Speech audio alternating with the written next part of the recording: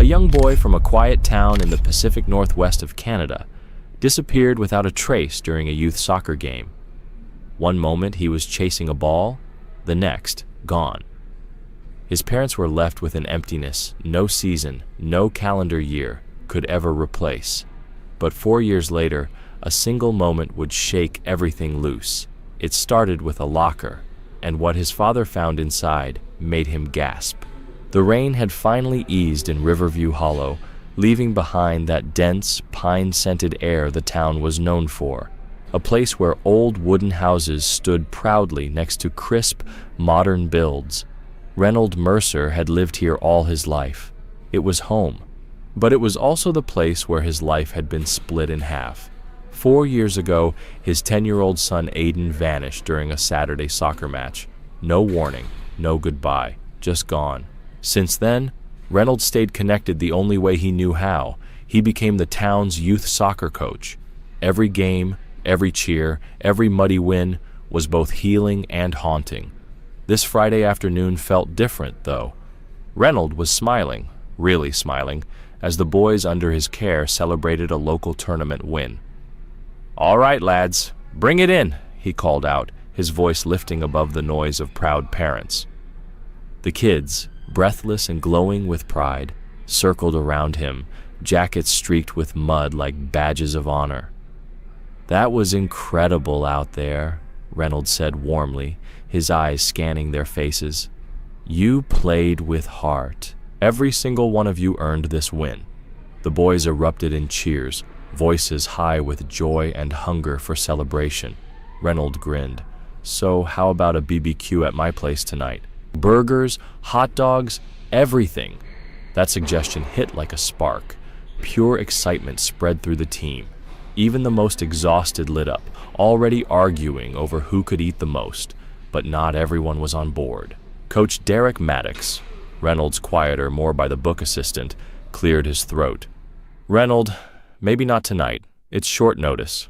Parents might not be ready. And," he nodded toward the darkening sky, "the weather's turning." Reynolds, ever the optimist, waved a hand. "No big deal. I'll call the parents. And if a BBQ's too much, we can just order in. Pizza, Chinese, whatever you want." The boys cheered again, a little softer this time, glancing at the sky like it might steal the party. "I get it," Derek replied with a small smile.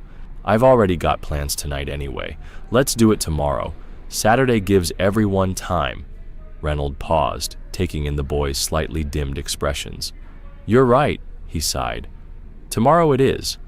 BBQ, the works. Deal?"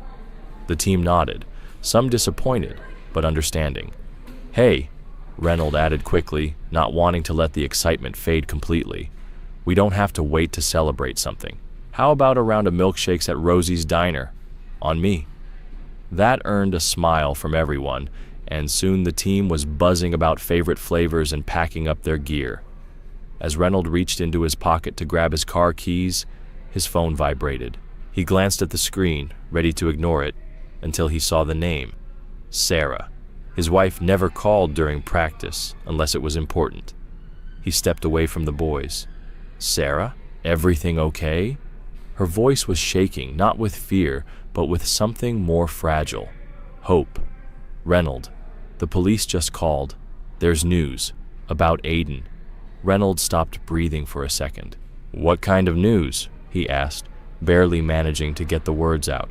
Someone says they saw him, yesterday, in another town." "Cedar Ridge," she said, "about a 3-hour drive from here. The police want us to come in. They've got footage they need us to look at." Cedar Ridge. The name meant nothing to Reynolds Mercer, but in that moment, it became everything. A new name, a new town, a sliver of hope balanced on a knife's edge. "Okay, Sarah, I'll meet you there. I'm leaving now." He ended the call, adrenaline already dulling the noise around him. The match, the victory, the boys, the milkshake plans, it all dissolved into background blur. His world had shifted in an instant. Reynolds returned to the team, his expression starkly changed. "Guys," he began, his voice tight. "I'm really sorry, but I have to leave right now. The police... There's been a new development in Aiden's case. They need me at the station." Silence fell over the group. Even the youngest players understood the weight of that name. Aiden, Coach Reynolds' missing son. It was a quiet tragedy everyone in their soccer community knew, even if they didn't talk about it. The boys nodded solemnly, offering murmured well wishes and understanding looks.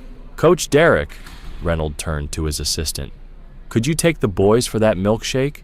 I'll catch up with you later about tomorrow's BBQ."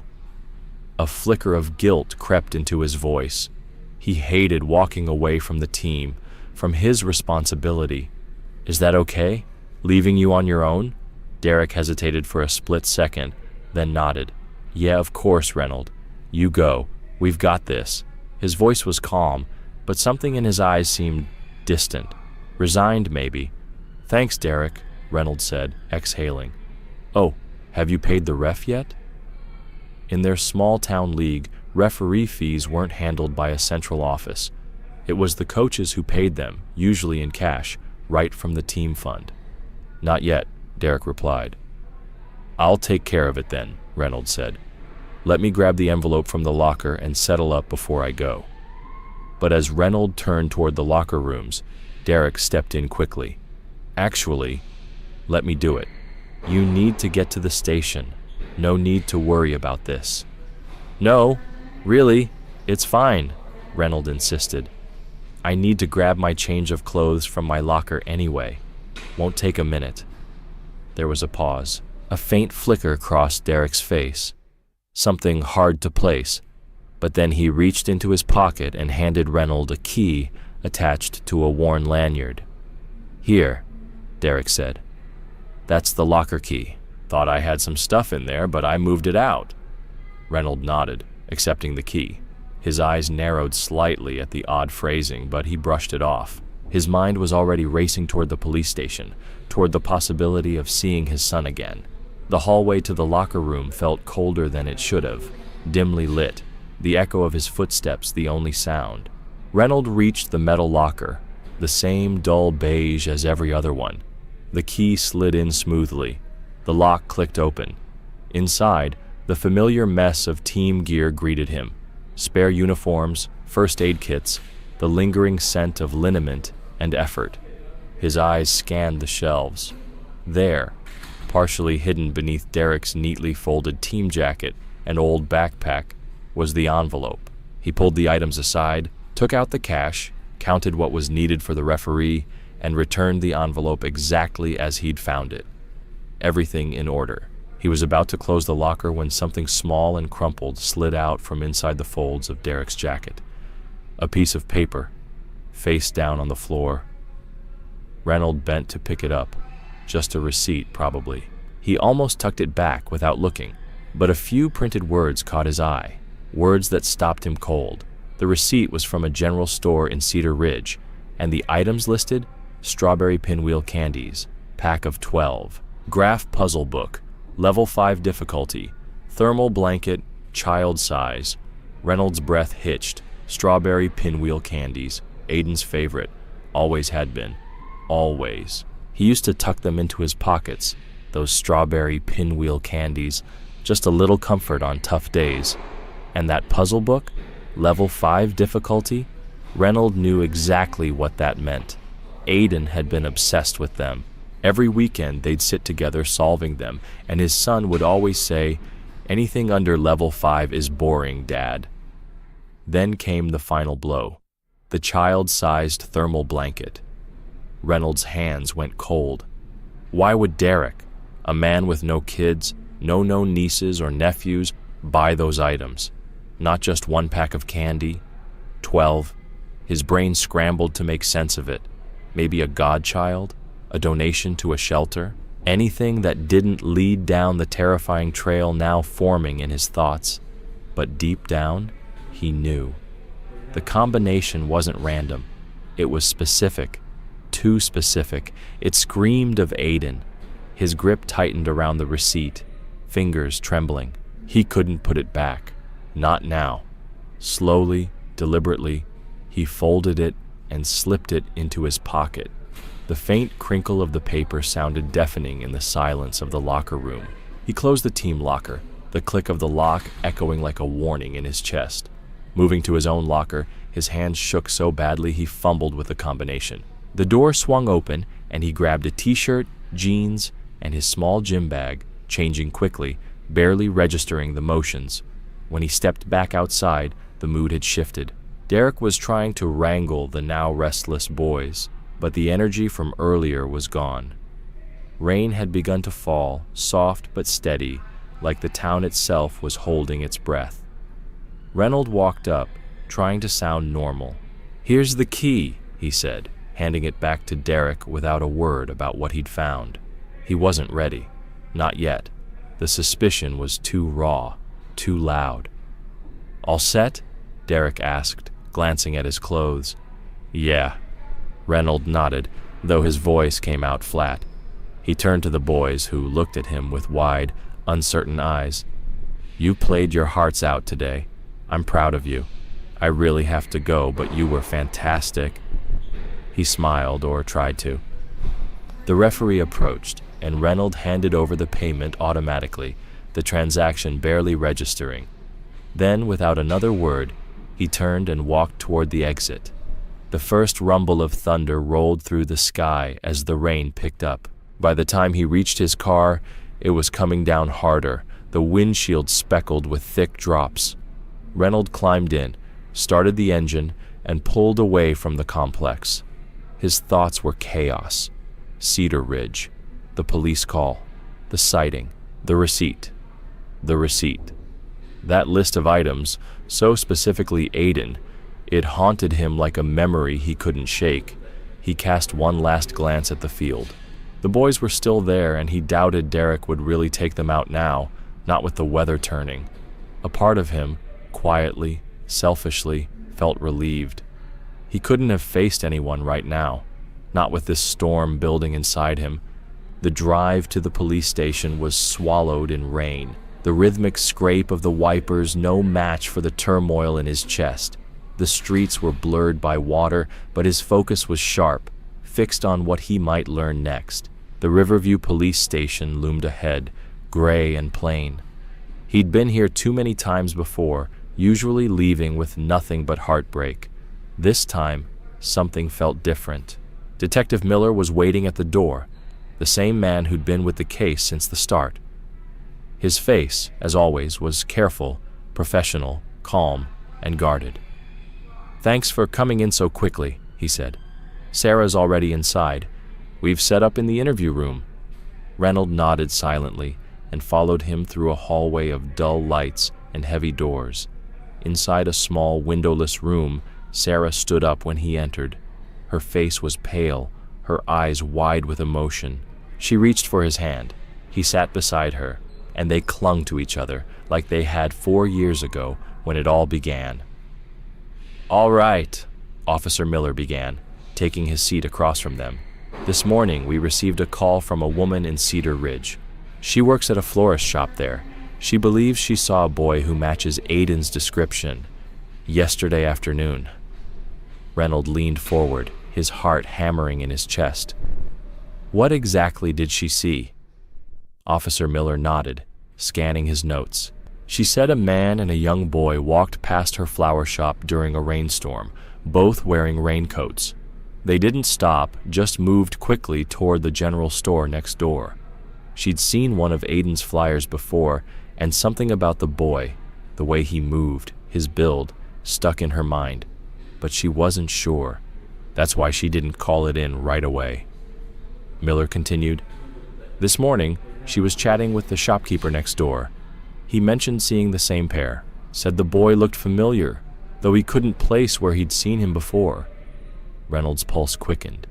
Miller turned to a laptop on the table. "The store has a security camera. Footage isn't great, the angle's poor, and their hoods are up. But there's a clip, just a few seconds long. I need to prepare you. It's brief, and the faces are mostly hidden." With a few keystrokes, he pulled up the video. The screen showed a rain-slicked sidewalk, a shop window, 2 figures, One tall, one small, hurried past. The man's head was down, his hood pulled forward. The boy, similarly covered, was partially obscured by the man's frame. But just as they turned into the store, the boy's face tilted upward for a moment. A flash of pale skin, a glint of light-colored hair beneath the hood. Then they were gone. The clip looped again. Reynolds stared, breath held, every muscle in his body taut. Beside him, Sarah gasped, a small, broken sound, and pressed her fingers to her mouth. Was it Aiden? The height seemed right. The boy's frame, his walk, it all felt familiar. But it was so fast, so obscured. The rain, the angle, the shadows. It was like trying to recognize someone through fog. Miller's voice broke the silence. "Do you think it's him?" Reynolds shook his head slowly. I don't know. Maybe. It could be, but I can't say for sure." Sarah echoed him, her voice shaky. "There's definitely a resemblance, but it's so blurry." Miller nodded. "We understand. The local sheriff's office in Cedar Ridge is working on it. They're trying to identify both individuals, checking local registrations, asking around. We'll contact you as soon as they know more." A familiar ache settled into Reynolds' chest. Another maybe, another fleeting glimpse, another possibility that could disappear as quickly as it came. He reached into his pocket, his fingers brushing the crumpled paper.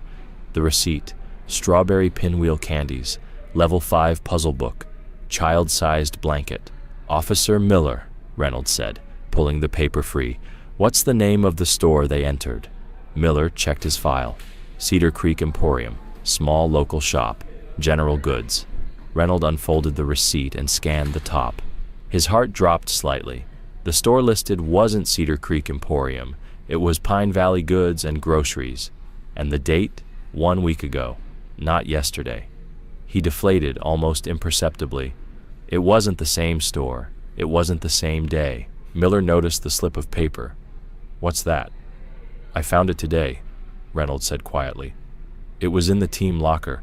I picked it up because the items listed caught my eye." He smoothed it on the table. Sarah leaned over. Her eyes scanned the list, then widened in alarm. She gasped and looked at Reynolds, horror and realization flickering across her face. Miller took the receipt. "Pine Valley. That's also in Cedar Ridge," he said slowly. "But it's a different store. And this receipt's from a week ago, so it's probably unrelated to the video. Still..." His voice trailed as he read the items aloud. "Strawberry pinwheel candies, level 5 graph puzzle book, thermal blanket, child-sized." He glanced up. "That puzzle book series is pretty popular now. A lot of kids are into them." Reynolds nodded stiffly. Aiden used to ask for the new ones every second Tuesday of the month. He had a routine. Never missed it. The memory stabbed him. Clean and sharp, Miller handed back the receipt. "We'll keep this on file just in case. The sheriff's office will continue investigating. If there's any update, you'll be the first to know." But the weight in the room was unmistakable. Hope had taken another hit. The kind that didn't break you outright, but chipped something quietly inside. Not long after, Reynolds and Sarah stepped out into the downpour. The rain had thickened, pouring down in sheets, drumming on cars and rooftops like a steady, relentless beat. "You should go home. Try to rest," Sarah murmured. Her voice was tired, her shoulders slumped. That brief flicker of hope had faded, and exhaustion had returned like an old friend. "I think I'll check on the team first," Reynolds replied softly, his mind still caught in the blur of faces, receipts, and rain. "I'll catch up later," Reynolds told Sarah softly, still distracted. "I left the team a bit abruptly. I want to check in." Too tired to argue, Sarah simply nodded. She gave him a brief, tight hug and walked to her car, shoulders hunched against the pounding rain. Reynolds watched her go, a wave of helplessness sinking into his chest. The receipt in his pocket felt like a weight, heavy, cold, and impossible to ignore. Back inside his car, the smell of damp fabric greeted him. Rain hammered the windshield, blurring the world outside into streaks of light and shadow. He glanced at the clock. Just over an hour had passed since he left the field. 1 hour. It felt like a lifetime. His thoughts turned to the boys. Had Derek really taken them to Rosie's diner, despite the storm? Rosie's was their go-to spot. Cheerful, old school, the kind of place where memories stuck to the walls as much as the smell of fries and syrup. Reynolds hoped so. Maybe he could stop in, check on them, and give a more grounded explanation for why he'd left so suddenly. He tried calling Derek, straight to voicemail. That was odd. Derek wasn't one for long calls, but he usually answered. Reynolds started the engine and pulled away from the station, headed toward the diner. But his thoughts couldn't escape the receipt. Strawberry pinwheel candies, level 5 graph puzzle book, child-sized thermal blankets. It kept circling back. He knew Derek Maddox, or thought he did. They'd coached side by side for years. Derek was no nonsense, focused, a little stern with the kids, but always reliable. Not the warmest guy, but the boys respected him. Still, Derek was a single man. No kids. No nieces or nephews that Reynolds had ever heard of. So why buy Aiden's favorite things? And in bulk? More importantly, why in Cedar Ridge? The town was 3 hours away. Those items could be found anywhere nearby. It wasn't like Cedar Ridge had the only puzzle books in the province. Maybe he was visiting friends with kids? Maybe a gift? Reynolds tried to hold on to that possibility, but the timing tugged at him. The receipt was dated a Tuesday. He remembered that Tuesday clearly. They'd had practice, and Derek was there, right on time, focused, composed. So, what? He made a 6-hour round trip for snacks and puzzles before practice? It made no sense. He shook his head, trying to banish the doubt, the suspicion gnawing at him. This was Derek, a trusted colleague, a fellow coach, someone he'd relied on for years. It was unfair, reckless, to let a single receipt reshape everything. But the unease wouldn't go away. Rain lashed harder as he approached Rosie's diner. From this angle, the neon sign glowed faintly through the storm. He pulled into the lot across the street and slowed down, peering through the downpour. Derek's car was there. Relief washed over him, briefly. He looked inside the diner through its big, rain-streaked windows. No kids, no red and white jackets, no buzzing group of boys.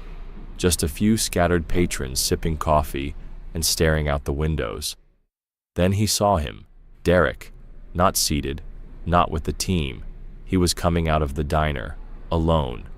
Reynolds watched as Derek hunched against the wind and rain, hurrying toward his car. He was carrying a large takeout bag and a drink tray, the kind of order that could be for a group, but there were no kids with him. Reynolds rolled down his window just enough to call out, "Derek!" His voice was lost to the storm. Derek didn't turn. He reached his car, fumbled with the door, and tossed the bag onto the passenger seat. Reynolds grabbed his phone, called again, still voicemail. He watched as Derek's engine turned over and the car began to move. Derek's headlights cut through the curtain of rain as his car pulled out of the parking lot and merged into traffic. That's when Reynolds saw it. The front passenger side tire, low, really low. The rubber looked soft, bulging slightly against the wet pavement. In these conditions, that was dangerous. All suspicion momentarily vanished, replaced by something more urgent. Concern. Derek might be stubborn, but a bad tire on slick roads was a risk too big to ignore. Without hesitation, Reynolds made a sharp U-turn, risky in the storm, earning an angry honk from an oncoming car.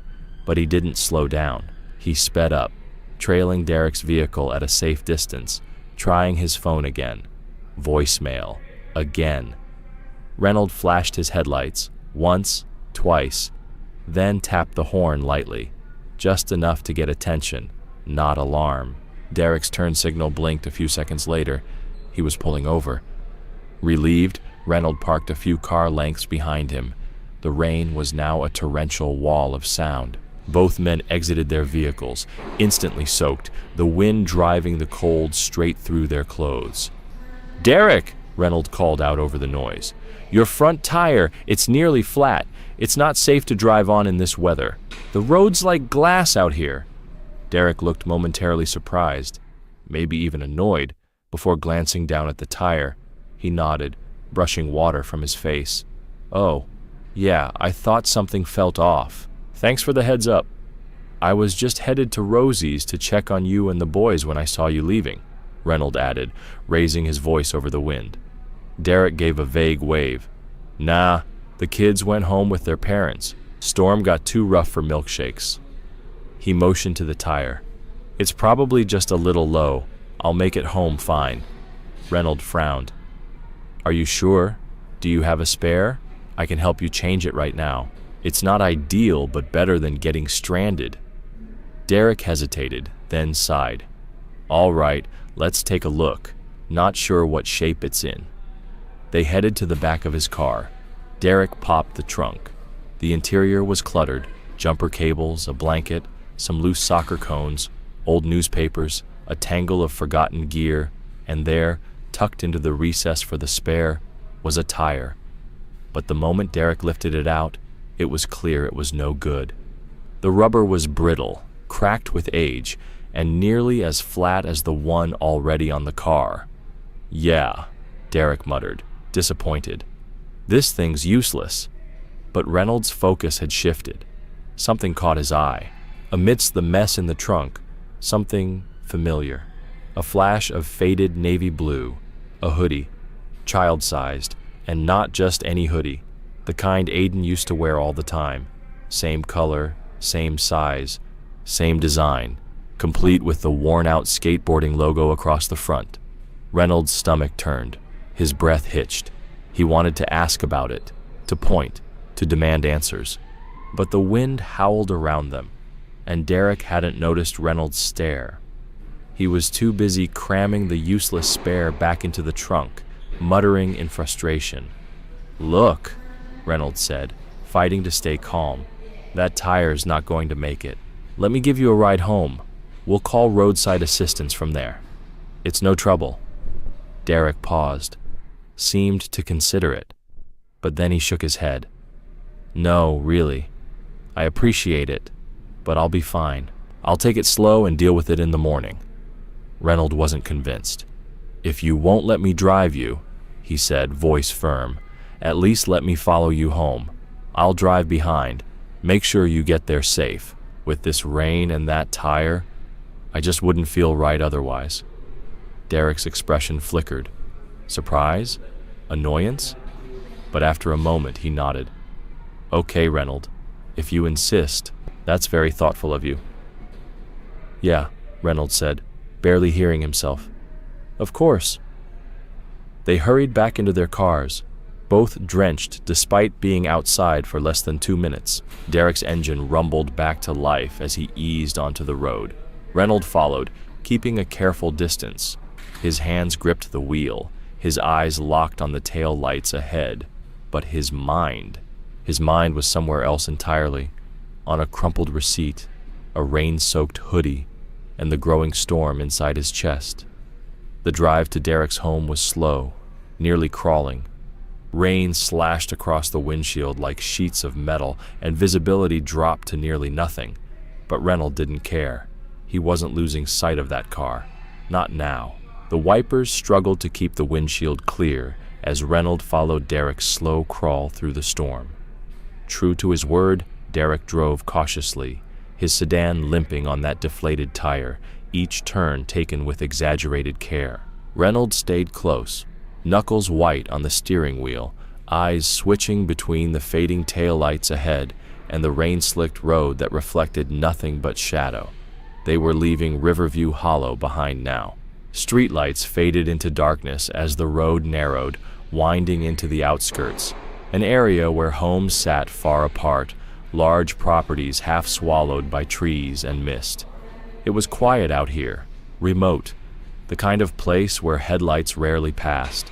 After nearly 20 minutes, Derek's turn signal blinked, and he veered onto a long, unpaved driveway choked with weeds and flanked by towering pines. Reynolds followed, his tires thudding over uneven gravel until the woods gave way to a clearing and a house emerged from the gloom. 2 stories, peeling paint, a wraparound porch that sagged slightly on one side. The place had once been grand, maybe even elegant, but now it looked tired, weathered by years and solitude. Derek parked near the front. Reynolds pulled up beside him. They had made it. Derek stepped out first, stretching stiffly. "Well, made it," he said with a faint, relieved smile. "Thanks for the escort, Reynolds. Really, I appreciate it." He gestured toward the house. "Come on in.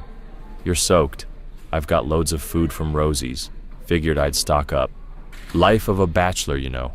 No one to cook for me, so I grab enough to last." Reynolds hesitated. He wanted to say no, to get back to Sarah, to breathe and think. But part of him, the part haunted by the hoodie, by the receipt, felt like this might be his only chance to learn more. He glanced sideways. "I saw the drinks, too. 4 milkshakes, right? That's a lot, even for a hungry coach." Derek gave a short laugh. "Yeah, well, I like options." He gestured again. "Come in. Seriously, dry off. Grab a burger."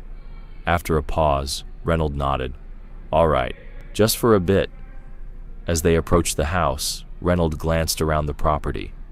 "You know, I think this is the first time I've actually been out here," he said, trying to sound casual. "Didn't realize you had so much land." Derek unlocked the front door. "Yeah, it's been in my family forever. A little out of the way, so I don't usually invite people over. We mostly meet in town. Not much out here." As he spoke, Reynolds noticed something.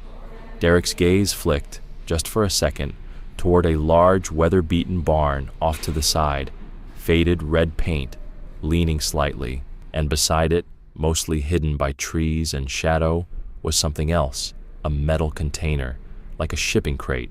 But this one had been modified, a standard door installed in place of the usual heavy latches. Reynolds followed Derek's glance and pointed. "That yours too? The barn? And that container?" Derek nodded. "Yeah, old barn belonged to my grandfather. Mostly junk now, tools, rusted out gear. The container's mine.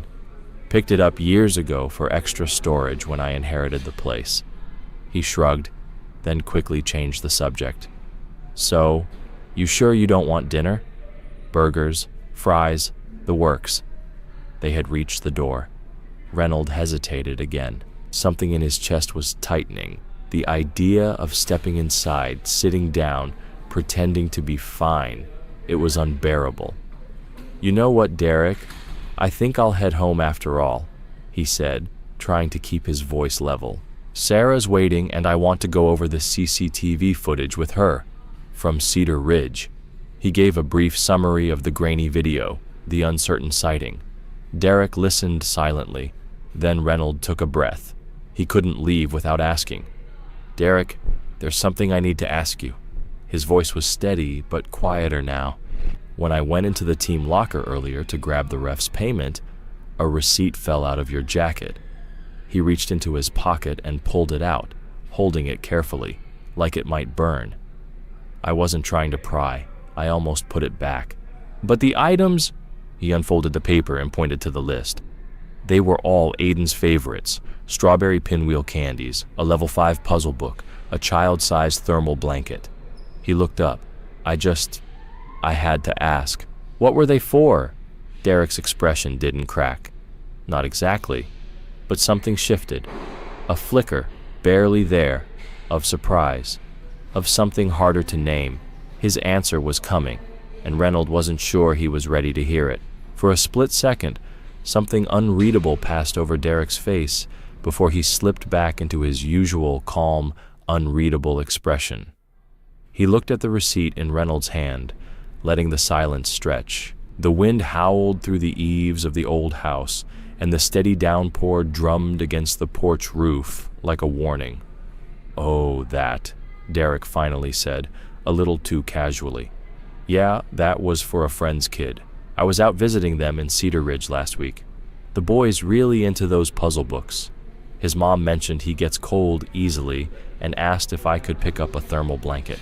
The candies? Just something he loves. He offered a shrug, light and dismissive. Just doing a favor. Reynolds studied him carefully, trying to read his tone, to spot a crack in the explanation. But Derek's face was composed, calm, rational, too rational. It made sense. All of it did.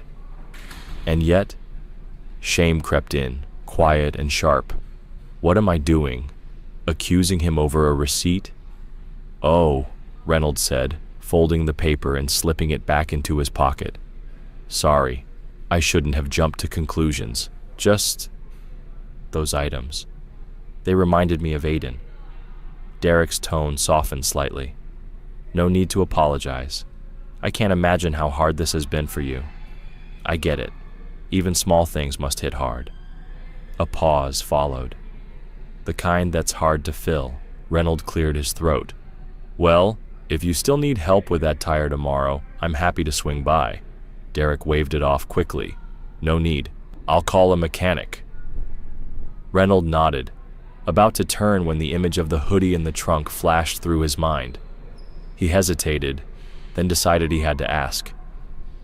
One more thing, he said gently. When you opened your trunk earlier, I noticed something. A hoodie, navy blue, small, looked just like one Aiden used to wear. This time, Derek didn't hide his reaction. His posture stiffened. His eyes flicked away just for a second before locking back on Reynolds. His jaw clenched, barely noticeable but not invisible. A hoodie? He repeated, buying time. Oh, yeah, that belonged to a kid from a few seasons ago. Left it in my car after a game. I kept meaning to give it back, but he moved or aged out. I forget. It's just been rattling around in there. His laugh was too quick, too rehearsed. The explanation didn't land as smoothly as the last one, but Reynolds couldn't push any further. Not without crossing a line he wasn't ready for. Derek seemed eager to move on. Anyway, you should get going. This weather's only getting worse. You don't want to be stuck out here. Reynolds nodded slowly. Yeah, I should head back. He backed away from the porch. Thanks again, for everything. No problem, Derek said, already turning. Drive safe. The door shut behind him with finality. Reynolds walked back to his car, his mind spinning. He felt torn, part of him relieved, another part heavy with unease. Derek's explanations were plausible, but something still didn't sit right.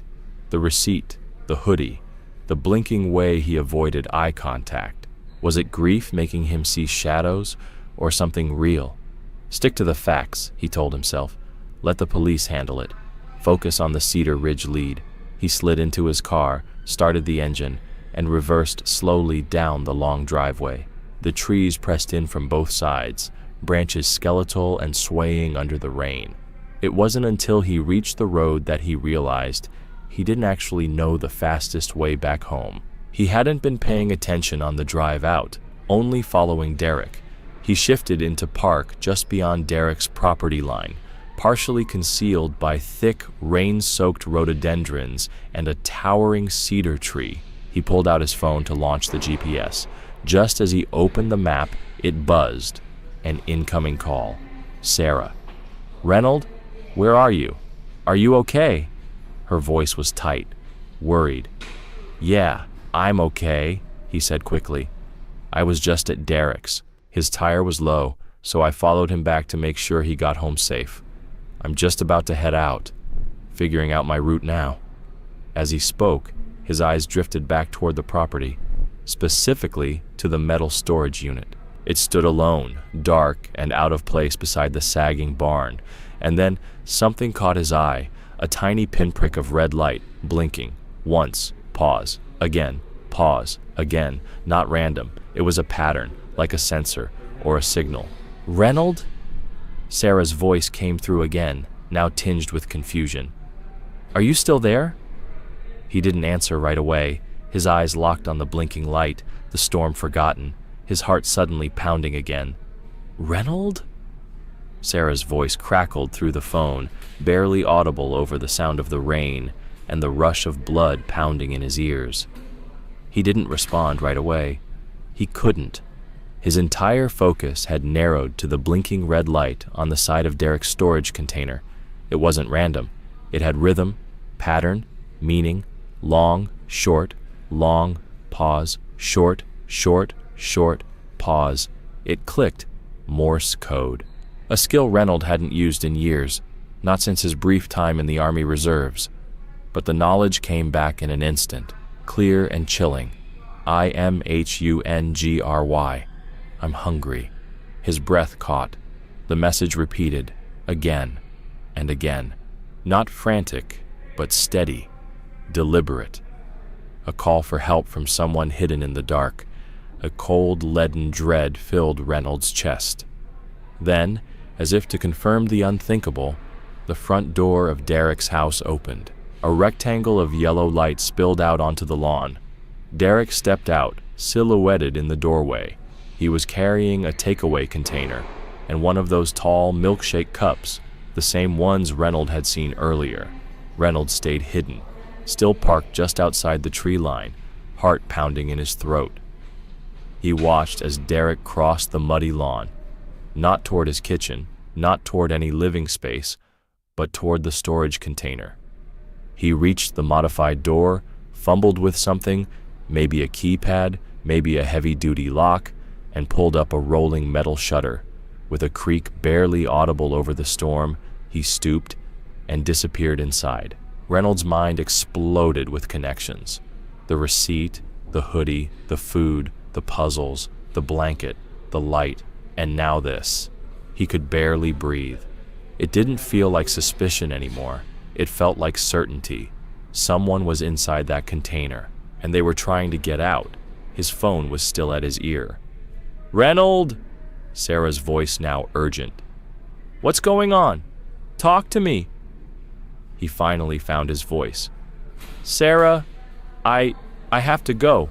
I'll call you back. I promise." He hung up, heart racing. Fingers trembling, he opened his recent calls and redialed the one number that mattered right now, Officer Miller. It rang twice. "Miller," came the calm voice on the other end. "Officer, it's Reynold Mercer," he said, forcing steadiness into his voice. "I'm at Derek Maddox's house, the other coach. I think there's someone inside a storage container on his property." A beat of silence. "What makes you think that?" Miller asked, his voice tightening. "I saw a red light, blinking, Morse code. It said, 'I'm hungry.' Then I saw Derek take food and a drink inside the container. I don't know if it's Aiden. I don't know. But someone is in there." Another pause. Then Miller replied, voice firm and controlled. "All right, Reynold. Stay put. Do not approach the container. We're dispatching a unit right now. Give me the exact address again." Reynold recited it, hands still shaking. "Please hurry." "We're on our way. 10 minutes, maybe less." The call ended, and Reynold sat in the dark, eyes locked on the silent storage unit. The red light had stopped blinking. Derek was still inside. The wait was agony. Every minute stretched endlessly. Every rustle of wind, every shift in shadow made Reynold flinch. His thoughts spiraled. What if it was Aiden? What if it wasn't? Who else could it be?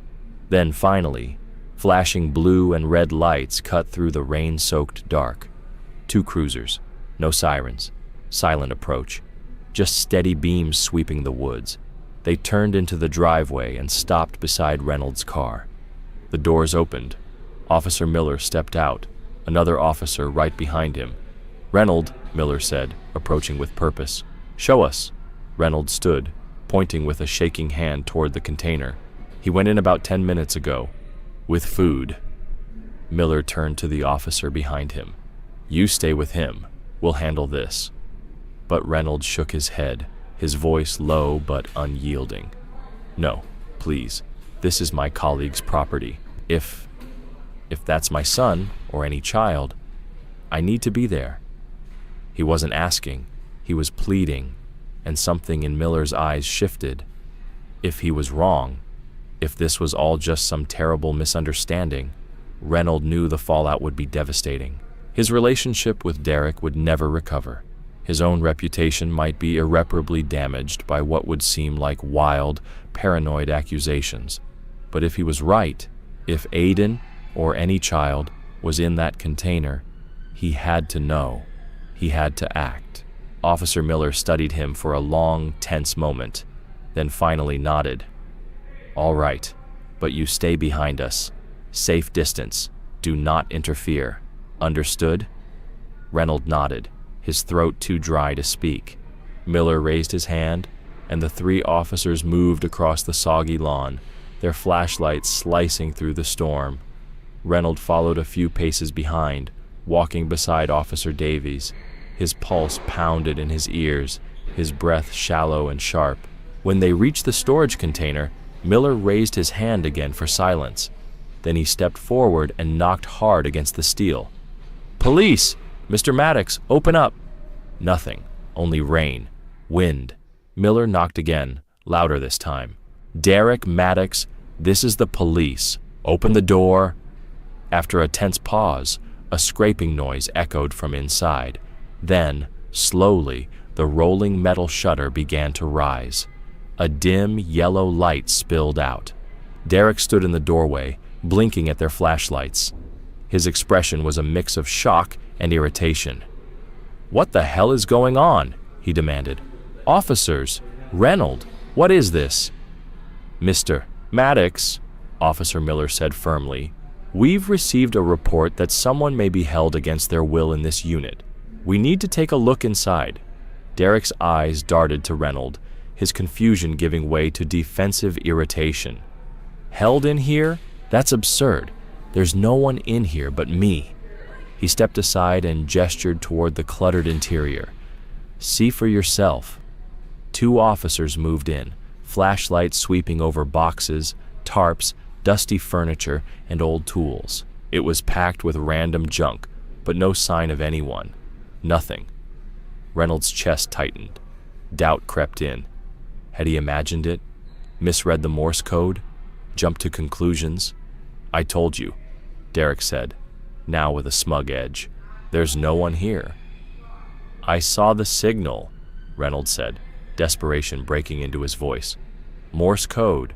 It said, 'I'm hungry, and I saw you bring food in here. Where is it?'" The officers turned to Derek, waiting. He shrugged. "The food was for me. I come out here sometimes to sort through stuff. My tire was flat. I just needed a break. That's all." But there was no sign of the food, no containers, no drinks, no evidence that anything had been eaten. "I think he's lying," Reynolds muttered, his eyes scanning the space, until they landed on something odd. A carpet, old and worn, but around the edges, faint marks, scuffs, shifts, like it had been moved often. "What's under that carpet?" one of the officers asked. He stepped forward, pushed aside a heavy box, and peeled back the edge of the rug. A wooden trapdoor, flush with the concrete floor, metal ring handle set into the center. Derek paled. "That's just an old root cellar," he stammered. "It's sealed, has been for years." But the scuff marks told a different story. Officer Miller gave a short nod. One of his men crouched down, pulled the handle, and lifted the hatch. A rush of stale, musty air hit them. Below was a narrow tunnel, barely lit, steep steps descending into darkness. The officer's posture changed instantly. Hands moved closer to holstered weapons. Eyes sharpened. "Mr. Maddox," Miller said, now with no warmth at all. "Step outside. Now." Two officers moved to flank Derek. Another pair began descending into the tunnel, their flashlights cutting down into the darkness. Reynolds stood frozen, heart hammering, breath held. Every second dragged like a lifetime. Then, one of the officers' voices echoed up from the tunnel. "We've got him! We found a boy!" Reynolds stumbled back, dizzy, as a sob escaped his throat. Officer Davies caught his arm, steadying him. Moments later, the first officer emerged from the crawl space. Behind him came the second, carefully helping a small figure up the narrow steps. A boy, thin, pale, his face smeared with grime, his eyes wide and blinking against the light. It was Aiden. Reynolds choked back another sob, stepping forward in disbelief. His son, his Aiden, alive. The officer gently guided the boy into Reynolds' arms. "He's okay," the officer said softly. "We've got him." Reynolds dropped to his knees in the mud, wrapping his arms around his son, tears mixing with the rain on his face. Aiden clung to him, trembling. "He's safe now," someone said behind them. One of the officers explained that the tunnel had led to a hidden chamber beneath the container. Likely once used as a survival shelter, it had been modified, insulated, soundproofed, and powered by a concealed generator. Air flowed in through a disguised vent system hidden beneath stacked crates, and someone had kept a child inside, alive, hidden, and hungry. Derek, now surrounded by officers, erupted, his calm exterior shattered, replaced by pure rage and desperation. "You didn't deserve him," he screamed at Reynolds, his voice breaking. "You and your perfect life, your perfect son." The officers quickly restrained him, pinning his arms and placing him in handcuffs as he continued to shout and struggle. His words grew incoherent, laced with fury and madness, until one of the officers read him his rights in a steady, unwavering voice. Nearby, paramedics rushed forward, having been called to the scene as a precaution. They carefully helped Aiden out of the cold, dark storage unit and toward the waiting ambulance. The boy looked fragile, his body weak, his face hollow with exhaustion and confusion. He blinked rapidly under the bright lights, disoriented, and then his eyes found Reynolds. The recognition hit like a jolt, but it wasn't joy or relief that followed. It was fear. "Dad?" Aiden whispered, his voice cracked and raw, barely more than a breath. He stared at Reynolds with wide, tear-filled eyes. Then, trembling, he began to cry, not from happiness, but confusion. "This can't be real," he whispered. I thought you were dead. Are you a ghost?" Reynolds' heart broke in that instant. "What?" No, Aiden," he said, kneeling down. "I'm here. I'm real. What are you talking about?" Aiden sniffled, his whole body shaking. "Coach Derek, he told me. He said there was a shooting, that you and Mom and everyone from the team, he said you were all killed after the game. He said he saved me, that he was keeping me safe because the bad people were still out there, hunting me." Reynolds wrapped his arms around his son, tears pouring freely now. "No, son, no. None of that is true. There was no shooting. No one was hunting you. We've been searching for you every single day for 4 years. Your mom and I, we never gave up." Aiden stared at him, confused. "So, I'm not in danger?" "No," Reynolds said, holding his son tighter. "The only danger was him, Derek. He took you. He locked you away. But he didn't lock me up all the time," Aiden said, his voice quiet and conflicted. "Sometimes he let me come out, in disguise, once a week, and sometimes I could come upstairs, shower, play. If I was good, he'd give me candy. The puzzle books..." Reynolds swallowed hard. The manipulation had gone deeper than he'd feared. The paramedics stepped in gently, asking Reynolds for permission to examine Aiden. He nodded, and as they began their assessment, Reynolds noticed something that made his stomach turn. Each time they touched certain areas, Aiden winced, flinched. When the medic asked softly if anything hurt, Aiden's answer, barely whispered, brought the room to a halt. He said yes. He said it hurt, down there. The medic's face tightened instantly. They exchanged a grave look with the nearby officer. A detective, who had just arrived with the backup team, stepped forward and spoke to Reynolds quietly. "Mr. Mercer, We'll need to ask Aiden a few questions about his time with Mr. Maddox, very carefully." He turned to the boy, voice gentle. "Aiden, can you tell us if Coach Derek ever touched you in ways he shouldn't have?" Aiden hesitated. Then he nodded and began to speak. He explained, haltingly, how Derek had conducted fitness checks that made him uncomfortable, how he was told this was what professional athletes did, how it started before the bunker, how he didn't understand back then that it was wrong, how Derek had made him feel guilty, manipulated him with candy and praise, threatened him with stories of danger, all to keep him quiet. By the time he finished, everyone in the room was silent. The medic turned to Reynolds, her voice low but firm. "We need to take him to the hospital now. He's showing signs of long-term abuse. He'll need a full examination." The detective nodded. "We'll meet you there for a more detailed statement." Reynolds could only nod, numb, hollow, shaking with a rage he didn't know how to contain.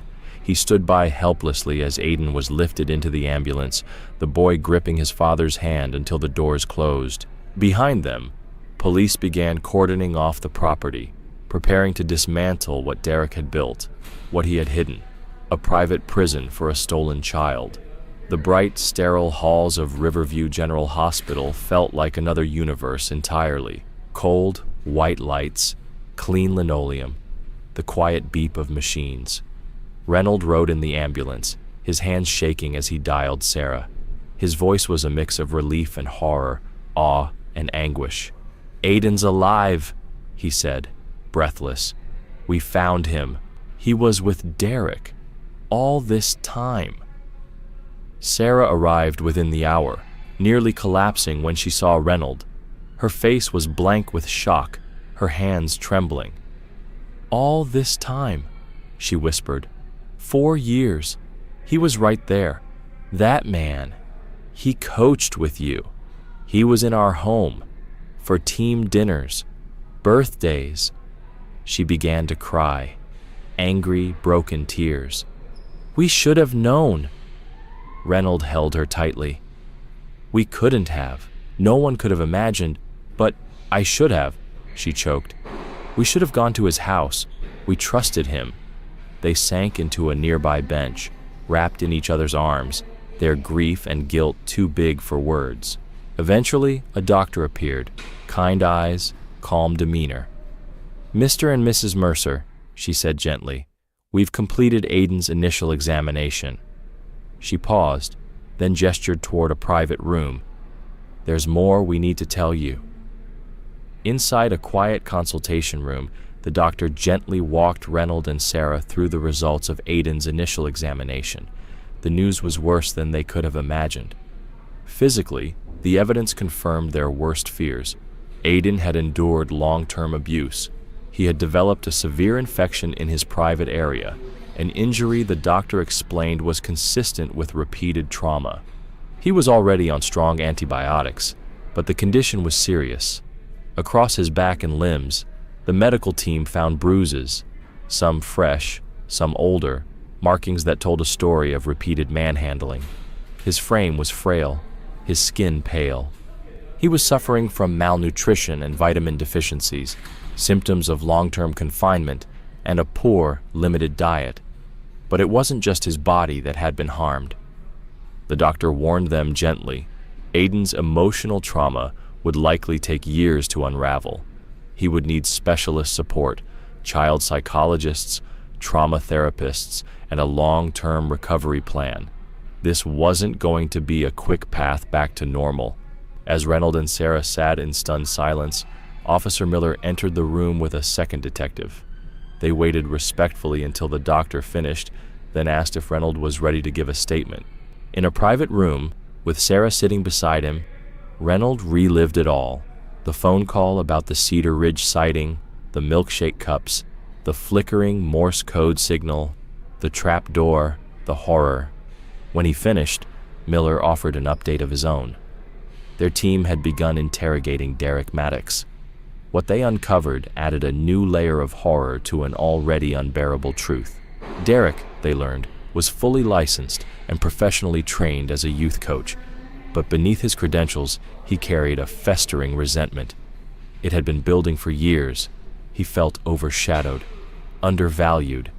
He saw Reynold as the favorite, the coach loved by the kids, praised by the parents, respected by the league. While Reynold was known for his heart-driven, encouraging approach, Derek clung to a rigid philosophy: discipline, performance, results. He pushed hard, expecting excellence, but the kids responded better to Reynold's warmth, and that tore at Derek. Over time, envy turned to obsession. He couldn't stand the way the boys smiled more with Reynold on the sidelines, how they celebrated harder under his leadership, and above all, he couldn't stand the way Aiden, Reynolds' son, shone brightest of them all, talented, kind, respected, loved. To Derek, Aiden was everything Reynolds had, and everything Derek believed he never would. So, he made a decision. He would take it all away. His words during the arrest now made brutal sense. "You took the team from me, so I took your boy." Reynolds and Sarah sat frozen, reeling from the truth. Derek had never just been a colleague. He had been harboring a deep, hidden malice, hiding it behind a calm exterior and forced professionalism.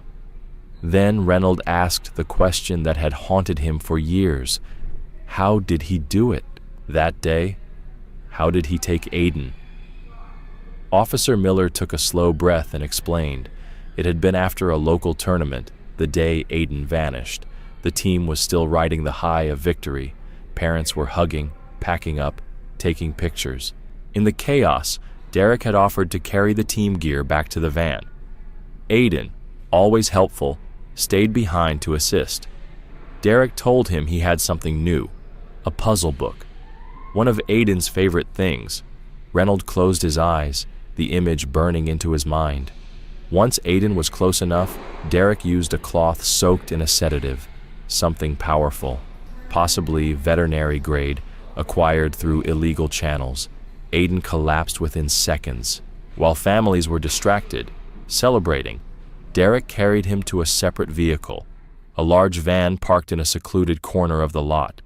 By the time anyone realized Aiden was missing, Derek had already disabled a nearby security camera and exited the sports complex using a lesser-known maintenance gate.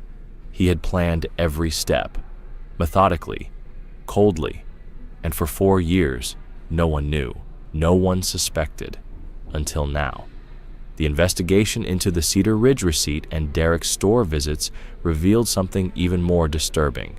It appeared that Derek had occasionally taken Aiden out of the bunker, disguised, controlled, and conditioned to that distant town. These outings were rare, maybe once every few weeks, and always framed as rewards for good behavior. But good behavior, in Derek's twisted world, meant obedience, submission. The candies, the puzzle books, they weren't innocent gifts. They were tools, instruments in a campaign of psychological control, a way to shape Aiden's mind over years of manipulation. Derek had turned basic needs into weapons. He controlled Aiden's access to food, his movements, even his ability to speak freely. He crafted an entire reality for the boy, one built on lies and fear. He convinced him that the outside world was dangerous, that his family was dead, that he, Derek, was the only one who had ever stayed. "I'm the only one who didn't give up on you." Aiden hadn't been locked underground every hour of every day, but the psychological prison had been far worse. Derek built a narrative so convincing, so deliberate, that Aiden truly believed he was a fugitive, hunted by unseen enemies, and that the bunker and Derek were the only sanctuary he had. As detectives finished sharing this grim update with Reynolds and Sarah, the door to the waiting area opened. A small group entered, several boys from Reynolds' current soccer team, accompanied by their parents. The news had traveled quickly, especially in a tight-knit community like theirs. It wasn't hard to guess how. Sarah, in her shock and grief, had probably reached out to another soccer mom. And now, word had spread like wildfire. The children's faces were pale, confused. Their eyes shifted between the adults, the officers, and each other. A heavy silence fell until one boy stepped forward, then another and another. Quietly, tearfully, they told the detectives what they had never dared say before. Coach Maddox had touched them in ways that made them uncomfortable. He made strange comments, conducted fitness checks that felt wrong, invasive, things they didn't have words for at the time. But now, standing there, they understood what it meant. The officers listened patiently, their expressions growing harder with each word. They reassured the children and their parents that their bravery mattered, that their voices would be heard, that the full weight of the law would fall on Derek Maddox. He would never hurt another child again. Later that night, after Aiden had received his first treatments and was resting in a quiet private room, Reynold and Sarah were finally allowed to sit with him. He looked so small in the hospital bed, so worn down, but the terror in his eyes was fading now, replaced by exhaustion and something else, awareness. He had been rescued. In a faint voice, Aiden looked up at his father. "Dad," he whispered, "I haven't played soccer in such a long time." A small, almost broken smile flickered on his lips. "When I get better, can I play again?" Tears welled in Reynolds' eyes. He reached out, gently taking his son's hand. In that moment, he felt the strength, the quiet resilience that had carried Aiden through the darkest of nights. "Yes, Aiden," he whispered, voice thick with emotion. "Yes, you can. Whenever you're ready, we'll play again." The road ahead would be long, winding, full of pain and hard truths. There would be therapy, legal battles, and the slow rebuilding of trust. But in that hospital room, lit by soft overhead lights and the rhythmic hum of machines, something else was present too. Hope. Aiden was alive. He was safe, and surrounded by the people who never stopped looking. The nightmare had ended, and now, with trembling steps, the slow dawn of healing had begun.